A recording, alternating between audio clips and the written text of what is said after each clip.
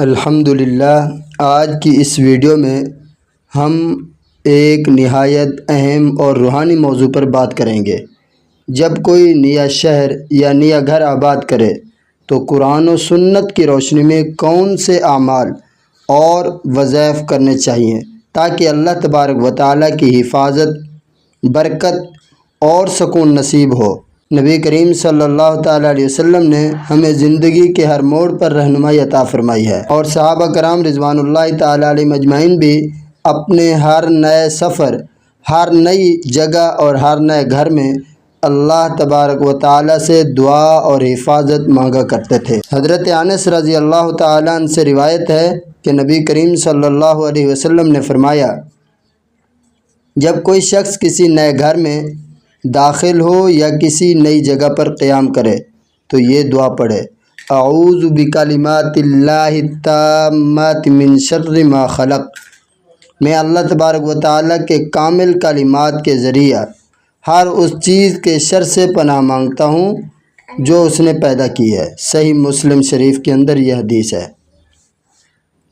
یہ دعا پڑھنے والا شخص اللہ تبارک و تعالیٰ کی حفاظت میں آ جاتا ہے اور جنات، آسیب اور دیگر مخلوقات سے محفوظ رہتا ہے۔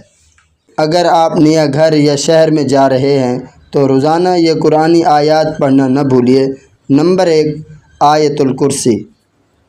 اللہ لا الہ الا هو الحی القیوم لا تأخذہ سنۃ ولا نوم لہ ما فی السماوات وما فی الارض من ذا الذی یشفع عندہ الا بإذنہ یعلم ما بین ایدیہم وما خلفہم ولا یحیطون بشیء من علمہ الا بما شاء وسع کرسیہ السماوات والارض ولا یؤودہ حفظہما وہو العلی العظیم۔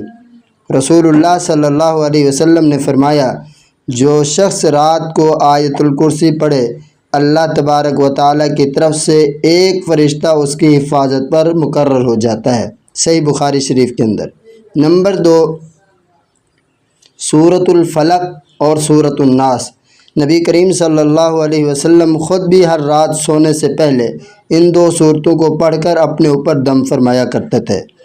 سورۃ البقرہ کی تلاوت۔ رسول اللہ صلی اللہ علیہ وسلم نے فرمایا، گھر کو سورۃ البقرہ سے خالی نہ رکھو، کیونکہ شیطان اس گھر سے بھاگ جاتا ہے جس میں سورۃ البقرہ کی تلاوت کی جاتی ہے۔ صحیح مسلم شریف کے اندر۔ گھر میں داخل ہوتے وقت السلام علیکم کہنا نہ بھولیں، چاہے گھر خالی ہی کیوں نہ ہو۔ یہ سنت عمل ہے اور برکت لاتا ہے۔ اگر گھر کے اندر لوگ ہیں تو اس وقت آپ کہیں السلام علیکم ورحمۃ اللہ، اور اگر لوگ نہیں ہیں، گھر کے اندر، گھر خالی ہے یا کسی کمرے کے اندر آپ داخل ہوتے ہیں اور اس میں کوئی بندہ نہیں ہے تو آپ کہیں السلام علینا وعلی عباد اللہ الصالحین۔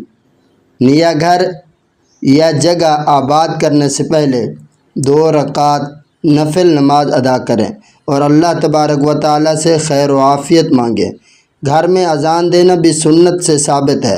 جہاں اذان ہوتی ہے وہاں شیاطین بھاگ جاتے ہیں۔ محترم ناظرین، دنیا میں جہاں بھی جائیں، اگر اللہ تبارک و تعالیٰ کو ساتھ لے کر چلیں، اس کے کلام کی حفاظت حاصل کریں اور سنتوں پر عمل کریں تو انشاءاللہ ہر شہر، ہر گھر آپ کے لیے جنت کا نمونہ بن جائے گا۔